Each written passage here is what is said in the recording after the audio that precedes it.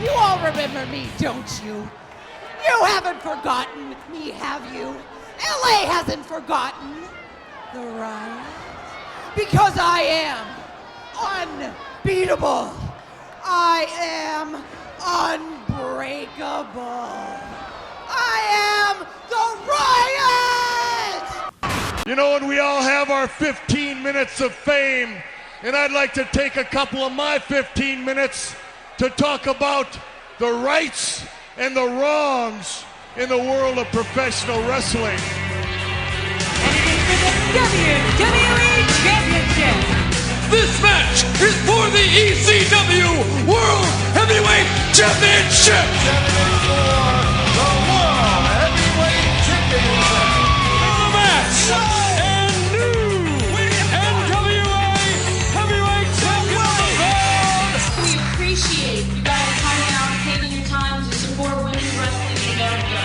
This match is for the AWA World Heavyweight Wrestling Championship. Hello fans, welcome to another edition of the Women's Pro Wrestling Network podcast, The Rights and Wrongs of Pro Wrestling with Mr. Green, and this is still part of the WOW Review. We are up to episodes 4 and 5. We're going to slam these two together because one of these episodes is particularly short, but it does have some good points in it. So, you know, that I don't have any ill will on it for being short. The last seasons, those short episodes were kind of annoying, but this one was short with purpose, so we'll give it that. Before I go into the WOW review, however, let me get some of the support out of the way. If you are looking to support the Women's Pro Wrestling Network, as some of you have, and we do appreciate that, I need to point out that we do have a Patreon link in the description below. So if you're looking to do that directly,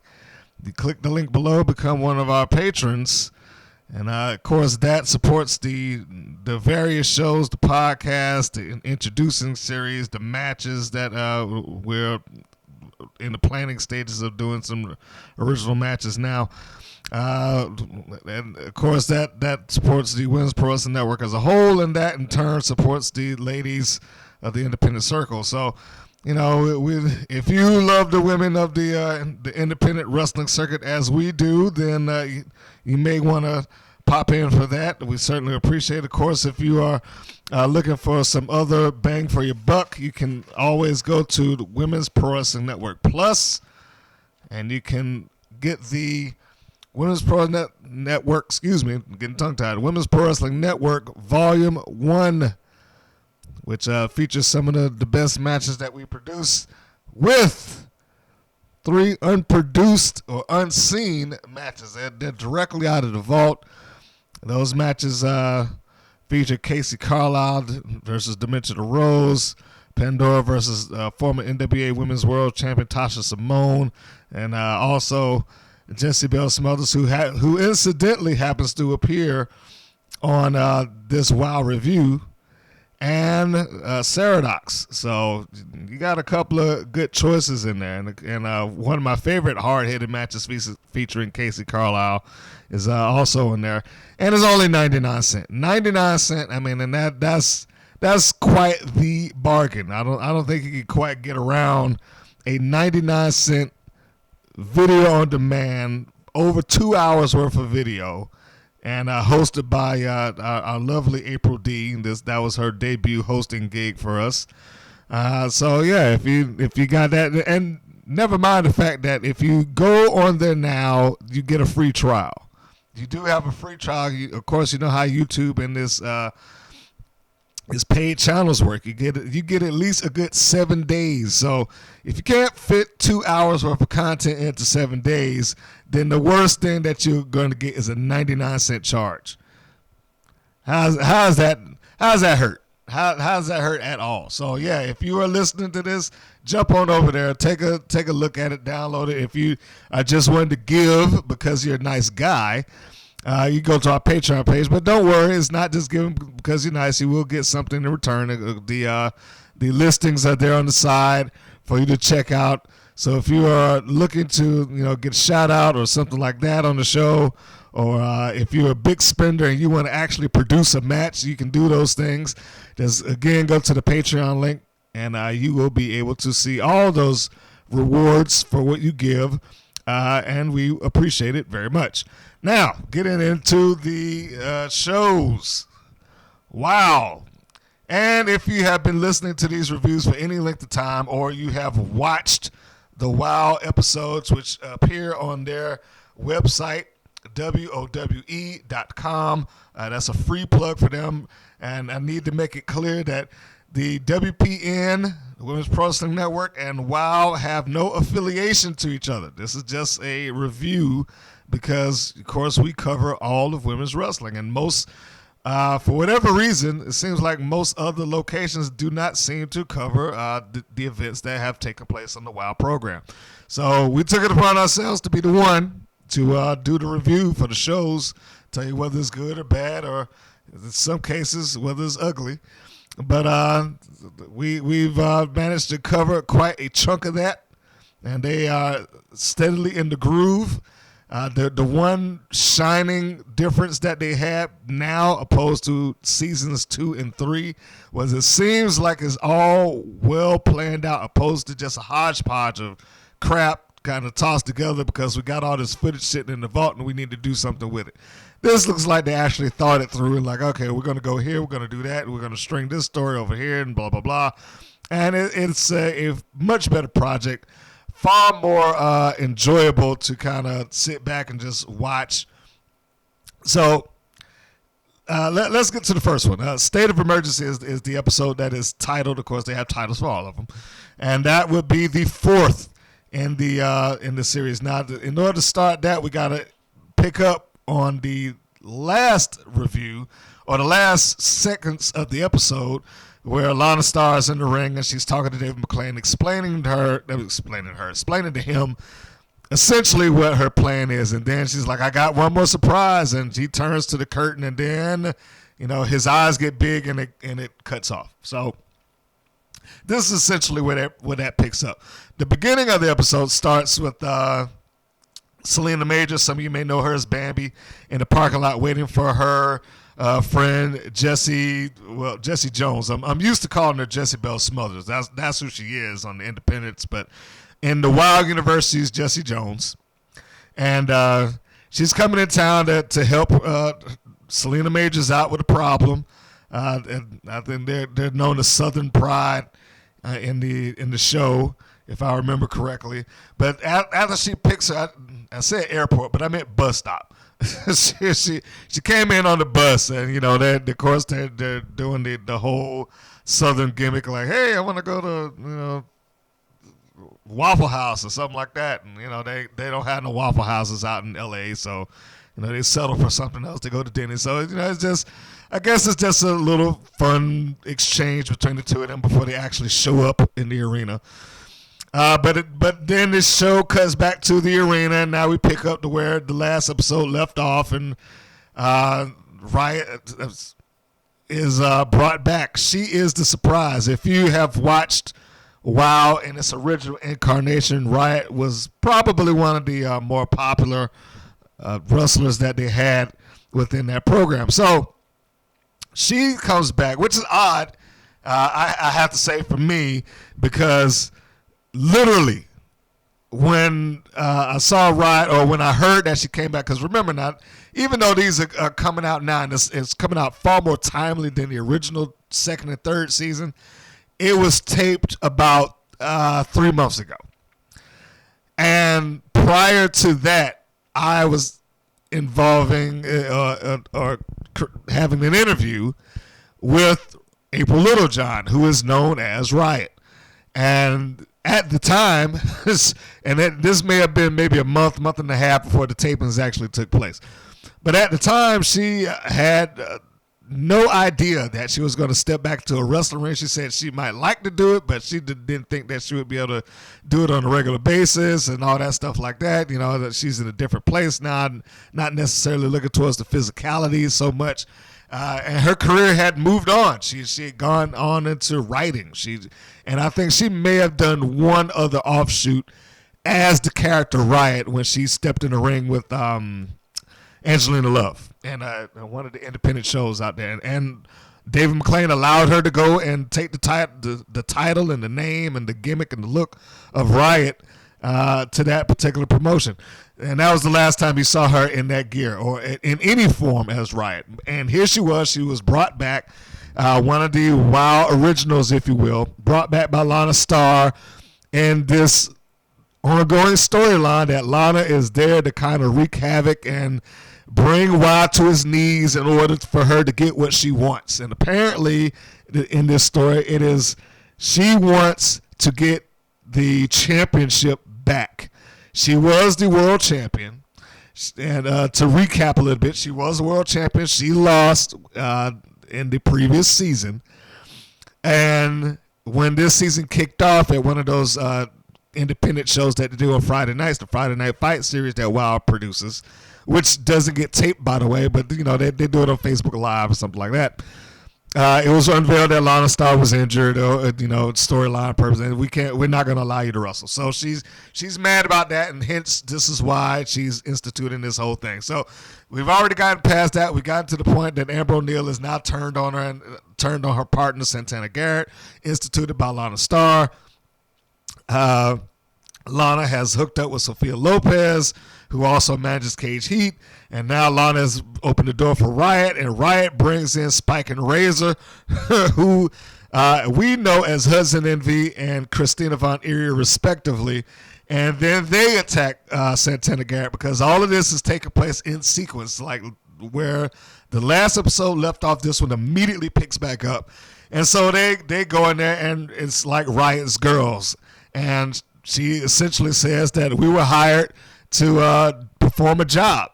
And she sicks Razor and Spike on Santana Garrett. They perform a triple powerbomb in the middle of the ring. I think they do it twice. And now they're about to, I guess, damage her further. But Southern Pride makes the save. Jesse Bell, and I keep wanting to say Jesse Jones in here. Well, you know who I'm talking about. So if I say Jezebel, we'll just keep on rolling. But Jesse Jones, Selena Majors, they come in, they make the save, and they run the girls off. They run Riot and her girls out.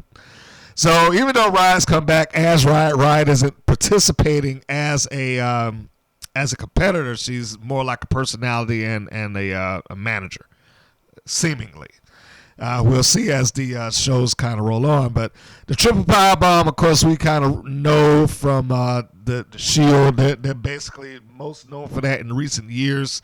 But also, I think we have to kind of, in the WoW universe, look at that as a little bit of an homage to Riot. The powerbomb was her move within the WoW universe. So, of course, it only makes sense that she passed that on to her contingency, Spike and Razor. So clearly we are playing up the idea that Spike and Razor are the heels, Southern Pride, baby faces. They they come in for the save and all that good stuff. But they also went to the storyline that Santana Garrett has a big injury, and it's a legitimate injury, and everybody's quiet and all that. They're trying to play it up as she got legitimately hurt, like her neck might be busted or something like that.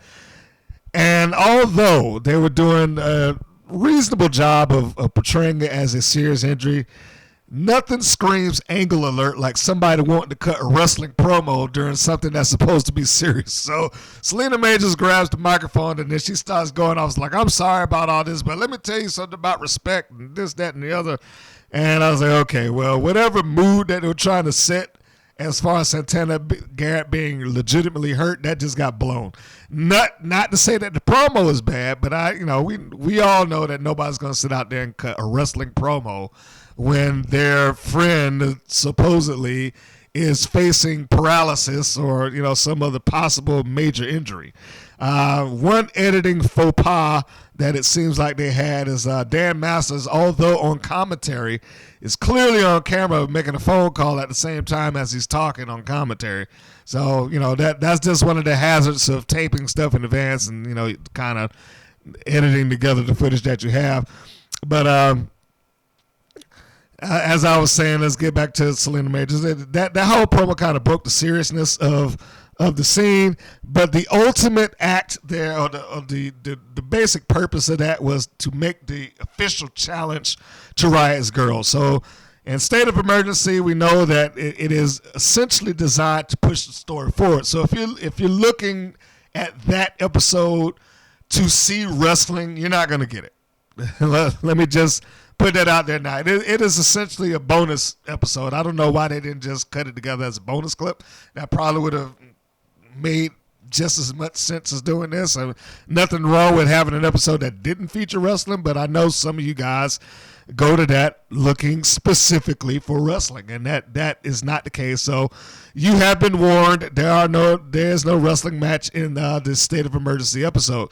So we can expect to see Southern Pride taking on Riot's Girls somewhere in the future. Now we go into the bridge for the next episode, which is introducing the latest WoW girl. I think I had talked about in one of the previous episodes that there aren't many WoW originals left, and there isn't. You got Lana Star, and she's not wrestling. Or I should say, not just original WoW girls, but WoW girls who have only training from WoW. Like, they don't participate on the independent circuit at all. Lana Star, as I just said, who doesn't wrestle anymore. You got Cage Heat, who surprisingly did much better when I saw him in that last match, so thumbs up to them. And you got Keita Rush and Steffi Slaves, formerly Steffi Maravillosa. So that's about the extent of what the WoW girls are until we see this new girl introduced, who is Dagger. And we catch her at the end of the episode, and then you are kind of prepared to bridge over to the next episode, which is episode 5. Like I said, that one, the State of Emergency thing, was pretty short, so we're just going to keep it rolling. So 4 and 5, WoW, Rise from the Dead is the next episode. And essentially, what left off with the introduction of Dagger, we pick up with, starting with Dagger and Sophia Lopez. It is not the best acting in the world. So let's address that. Nobody goes into wrestling looking for an Oscar-winning performance. I understand that, but they're having to hold together a scene. They're legitimately like in an office, and Dagger comes in and she's saying, "Thank you for getting me off the case." And her backstory apparently is that she allegedly murdered her husband, hence the term Dagger. But Sophia Lopez, being the greatest attorney in the world, got her off because she found a loophole. So hearing that, and her association with Sophia Lopez, the first thing I'm thinking is that she must be a heel. She must be the bad guy. Sophia Lopez essentially sicks Dagger on Holidead, who some of you may know from the independent circuit, but specifically if you are out there on the West Coast. She primarily wrestles in that region, and known for being a tag team partner for Thunder Rosa's part of the Twisted Sisters. And somehow Holiday was able to maintain her name and personality and the face paint, the gimmick, which is great. I absolutely love the fact that WoW allowed her to come in as Holiday and didn't change her around that much, or if any, basically. I mean, because everybody else, they at least kind of changed the name. I mean, yeah, Jessie Bell is still Jessie Bell, but they changed the name to Jessie Jones, and that may be because she came in during the WoW revamp. Same thing with Barbie Hayden. She came in during the WoW revamp, the original WoW revamp, and she's known as Abilene Maverick. But Holiday managed to keep her name, so that's a big thumbs up for her. But anyway, Sophia Lopez more or less starts telling Dagger, well, Holiday's been talking bad about you, and she's saying all these horrible things, and Dagger's like, well, okay, I want to go teach her a lesson. So now we have Sophia Lopez with a new client of sorts. Her roster is kind of improving. She's hanging out with Lana Star, who's the lead heel of WoW. She's got the former 2-time tag team champions Cage Heat there, and now she's got Dagger. So I don't know if they're working her up to have a stable, but she's clearly en route to doing something. And maybe I should say, I'm getting ahead of myself. Maybe I should say 2-time tag team champions, but they're former tag team champions with KG. But why Sophia Lopez decides to sick her on Holidead, I don't know. They didn't establish that Holidead had some sort of issue with Lopez, or they ran at each other, or they bumped each other to the hall, or Holidead beat her up, or anything like that. That probably would be one of the big loopholes that I would say. If there's anything in that episode that would get me, probably was that. So they move on and they do an injury recap on Santana Garrett, who at the end of the previous video was shown being taken away in an ambulance. Well, taken to an ambulance. I can't say they was taken away. They never drove off. And I think that's important here in the story. They never left. But they did take her to there. They loaded her up on a stretcher. They did the whole 9 yards. Like, how do you feel? Can you feel your hands? What's your name? Blah, blah, blah. And so she's kind of put into the back of the ambulance, and they're checking her out. And David McClain took her out to the ambulance personally. So, that kind of added a little bit of something to it. I have to say that was a nice touch to kind of enforce the fact that it's serious, even though, like I said earlier, they cut a wrestling promo during what was supposed to be a serious angle. I didn't get that, but, to each his own. The next day, Holidead cuts a promo on Dagger talking about she knows what she did and she has to pay. Essentially, even though Holidead kind of comes off as evil in her own right, she's almost like the spirit of vengeance. And that's probably the best way I could define her in this particular environment. That's the best way I could define her, because for whatever reason she decides that she is the one that has to deal Dagger revenge, and it's got to take place in this wrestling ring for the alleged murder of her husband, which I don't know why somebody who murdered their husband would suddenly decide that, well, my new job choice is I'm going to be a professional wrestler. I'm going to walk around with a bunch of knives. But, again, let's not lead too far into that. The one thing I will say that I think Holidead did in the promo that kind of saves some of my issue with the match is that Holidead essentially says that she and Dagger are both bad. And in my view, it saves the segment, because one of the things that I felt like, as I said earlier, is that Dagger being with Sophia Lopez, being in the alleged murder of her husband, that comes off as a heel, comes off as bad. But then Holidead is there, and she more or less looks, walks, talks, acts, and sounds like a heel also, even though she's technically not. But when she wrestles in the match, and we're getting into that, she does all the dirty stuff. It was like complete role reversal. In fact, let's just go off into that right now. So the match starts. You got Holidead doing stuff like raking her eyes across the ropes and being super aggressive. Surprisingly, the match wasn't that bad, and I can only imagine that Dagger probably, if WoW is true to form, she probably has some sort of athletic background and also a stunt woman, so she was maybe able to keep up with Dagger in terms of physicality. And as long as Dagger, an experienced wrestler, is actually calling the match, it is relatively, palatable for anybody that likes pro wrestling. So she did a good job, especially considering this is probably the first match that Dagger's had anywhere in the world. So and I was still trying to do some research to see who she is and where she's from and all that good stuff. But it was like a complete role reversal.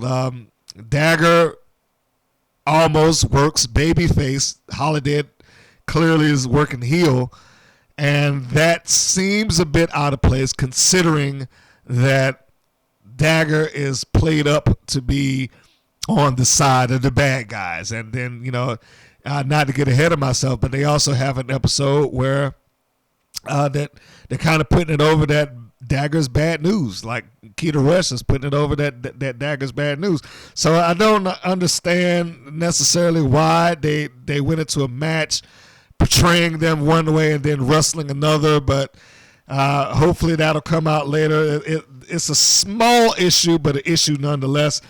Holidead wins with the Dark Side Drop, which we all probably know better as the Imprinter. It's the move that Christian used as a finisher for a long time. After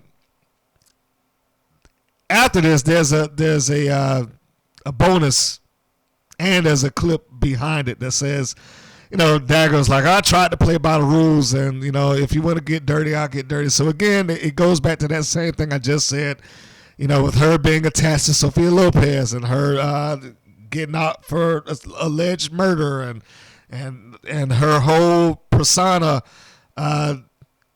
Now she's saying that, if you want to play dirty, I can play dirty too. So she was being, again, kind of presented as a heel, but worked as a baby face. Now she's saying that she can get dirty like a heel anyway. And, perhaps, as the episodes continue to unveil, we'll find out that, she's actually a good girl or something like that. I don't know. And I'm willing to, make an amendment to my review of this episode based on that. The further along it goes, it may unveil something about the Dagger personality that we have not seen yet. But as it stands right now with her association, at the very least, I say that she comes off as heel.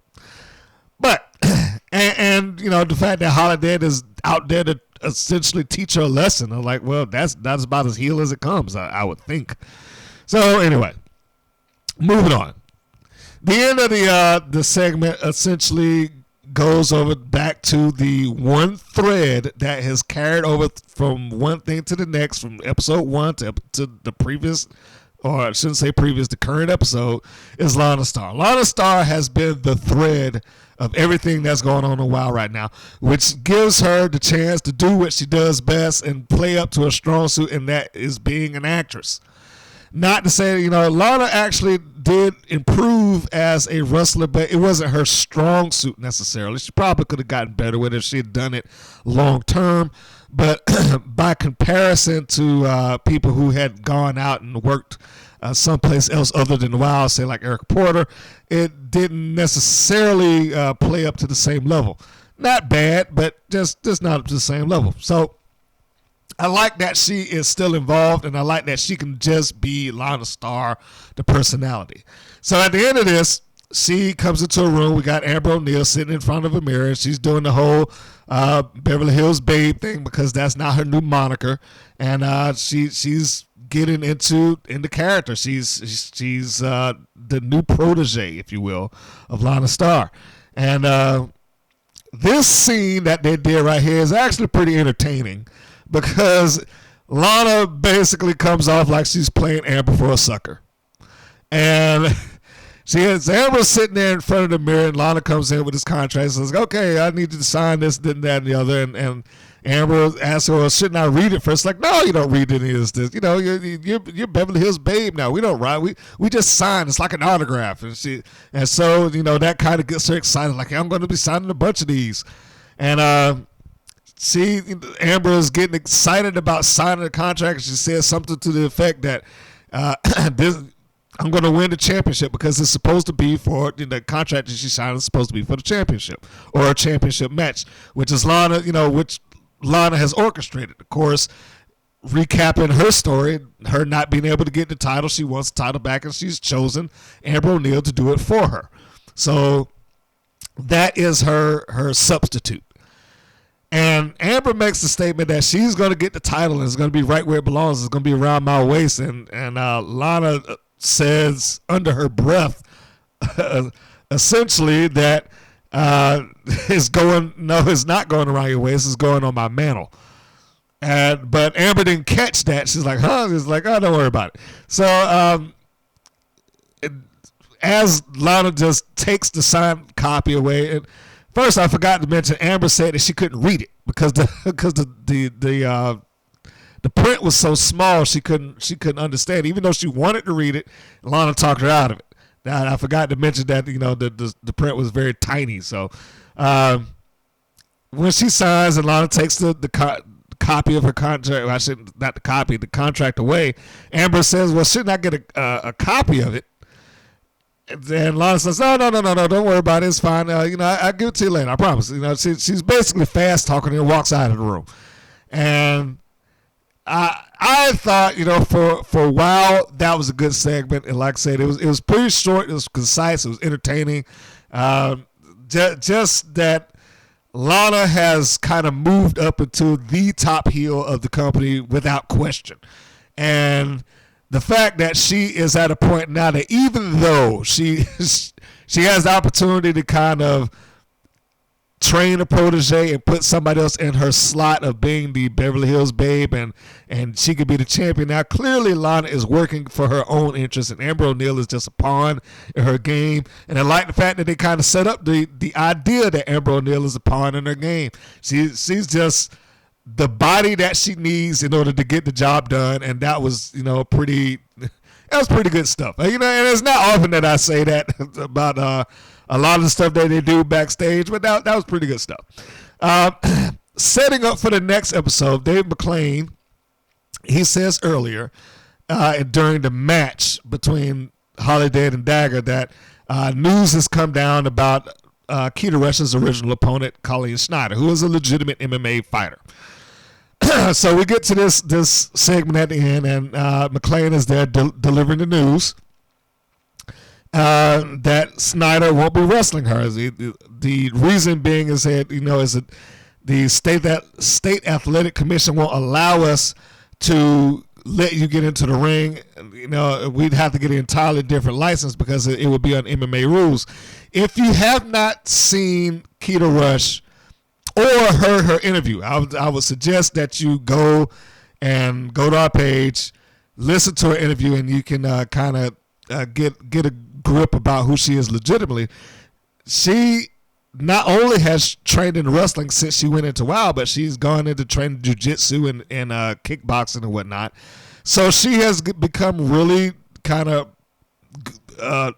pressed in this fighter world along with pro wrestling. She is trained somewhat religiously. I'm actually surprised that she even continued wrestling. I thought that she would just dump it all together and go towards MMA. But the whole setup there is that people kind of know that she's taking that MMA route, and having her going in the ring with Colleen Snyder, an MMA fighter, would have been like an attraction / exhibition match. But since Snyder can't make it, and Steffi Slays is in the room also because Keita Rush and they're training together. She's helping her. She's spotting her for the workout. Steffi steps up and says, hey, what about me? Why don't I do it so she can have her match on the show? Because the whole thing was that if Colleen backed out, then Keita wouldn't have a match on the show. She was booked for that match and nobody else would be available. So that plays up the friendship angle at the end of the show. And it sets you up to see that, okay, how is their friendship going to be tested here? Because Keita kind of laughs her off, almost treating her like a kid, saying, okay, look, I don't want to hurt you. That's not a good idea. Are you sure you want to do this? She's treating her like you're not at my level. And I don't want to bust you up and make you feel bad. She didn't say that, but that's kind of how it comes off. And as she gets ready to walk out, Steffi says, are you afraid I'll win? Keita turns around and laughs again, like, what? Almost like, I can't believe that you would say that you could actually beat me. Okay, David McClain, book the match. So, that is how it, and again, that's how it kind of sets into motion the friendship angle. Is our friendship going to be strong enough to resist the temptation of breaking rules or getting aggressive and all that stuff, that the normal things that happen in the course of a wrestling match? And that is how they go off the air. Which again, thumbs up to WoW. With the exception of a few timing holes that kind of come in there. One being that the episode kind of featured the unveiling of Colleen Snyder not being there as breaking news, But at the end of the episode, it says that Dave McClain approached Keita a week ago and talked about this. So, that little things like that it's continuity errors. But if you're willing to kind of overlook that, it's a really small thing. I mean, it's noticeable, but it's small. It's not that big of a deal that you couldn't enjoy the show. And like I said, I thought the backstage segments here were done really good for a wrestling show. The fact that they use these segments to kind of bridge you over to what the next episode is going to be. I mean, they already advertise what it is. They already tell you, okay, next match is going to be such and such, if you just look down the lineup of episodes that they have listed on their website. But the bridge that they do with the segments at the end really kind of sells the point. I don't want to say that, oh, man, I was like super and uber excited for me to go watch the match, but it does give me the idea of what I'm walking into before I do it, and I think that's a good idea, and they do a really nice job of it. It is so much better than what they had in season 2 and 3. Again, season 2 and 3, although entertaining in the ring on occasion, depending on who was wrestling, the show was essentially just a hodgepodge of what was supposed to have been the pilot episode that they stretched out to 2 different seasons. I'm amazed that they was able to do that, but they did. But this season, they actually seem like it is a plan. We're working it through. Everything kind of strings off to the next. And like I said, with the exception of a few continuity errors and stuff like that, they've done a really good job with it. And I would say anybody that's listening to this, clearly you must be a WoW fan. So you should go to WWE.com. Again, I'm not getting paid for that. I don't have no association with it. That's full disclosure. I'm just telling you this as a wrestling fan myself. It was relatively entertaining. Backstage and in front of the camera is always better when they have somebody with some actual in-ring experience that's doing it. So I'm glad that they have that. So that's it. That is the review in full. Be sure to go and check us out on WPNWrestling.com, our website for everything that we have. That is the nexus for all things Women's Pro Wrestling Network. Go to our YouTube channel, Women's Pro Wrestling Network, or Women's Pro Wrestling Network Plus, if you want to get our best of, which is only 99 cents, like I said, which you got a 7-day free trial. And if you overlap the free trial, you only get charged 99 cents. I mean, that's less than what you spend for like a soda these days. So, you have that. If you have not gone to our Facebook page, please go there. You can follow us and get in all the polls. We've already started the T-shirt giveaway. We got to go to that. It's T-shirt giveaways time. So we've put out for Kara Hogan. We had one of our followers on that page win that shirt by answering 4 simple questions about her career. So if you follow any of these people, if you are a fan like you believe you are, all you got to do is answer the questions, DM them to the page first, answer them all, answer them correctly, and we will get you a T-shirt on us sent to your door. That simple. And we got one going on right now, so if you are a fan of the Gold Medal Grappler, she's got an awesome shirt, by the way. If you are a fan of the Gold Medal Grappler, Lindsay Snow, we also have an interview with her, so you may want to scroll down for that. That may help you answer the questions, by the way. If you are her fan, she got this Street Fighter motif type shirt, so you may want to go in there, answer the questions. It is up. It is live right now. You still got time to win it. Nobody has answered all the questions correctly yet as I am recording this. So I would say jump on that if you want a freebie. And I know people like freebies. All you got to do is get them all correct. And the questions here were picked out by the Gold Medal Grappler herself. So that means that she wants to know if you are really, truly following her career. And we will have new ones following that. With it, there will be a new shirt giveaway. And there probably some DVDs and stuff like that just going on. So that is our way of saying, hey, thank you for following and getting us to this point. We really appreciate it. And we hope to have more stuff going out for you. So that's it, folks. Thank you for all your time, all your support. Remember to click the links below if you choose to support us directly on Patreon. We really appreciate it as well. And we will see you on the next review. Bye-bye, folks. Thank you for listening to the WPN's Rights and Wrongs of Pro Wrestling. If you have questions or comments, please contact us via our Facebook or our YouTube channel at the Women's Pro Wrestling Network. If you're new to the WPN, feel free to subscribe to our channel and like our page. We appreciate your support. Thank you again for listening.